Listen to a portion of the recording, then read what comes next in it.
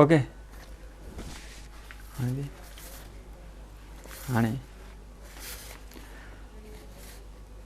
फिल्मी दुनिया ते राज कंदड़ अदाकारा श्रीदेवी अॼु पंहिंजी 51 सालगिरह मल्हाए रही आहे। बॉलीवुड अदाकारा 13 अगस्त 1963 में भारत जे दिल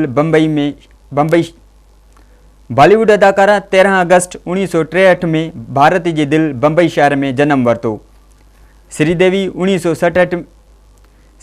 1967 में नंढपिण में ही तमिल फिल्म में कम करे फिल्मी कैरियर की शुरुआत कई।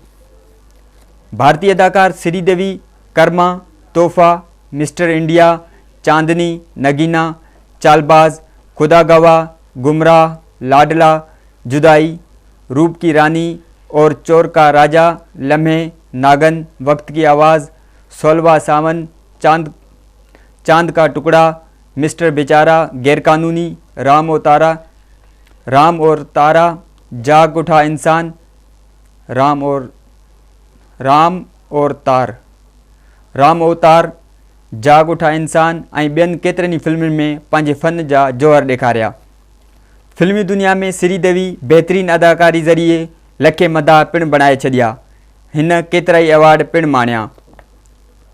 बॉलीवुड अदाकारा श्रीदेवी अॼु जॾहिं 51 सालनि जी थी वई आहे तॾहिं मदाह बि साणसि गॾु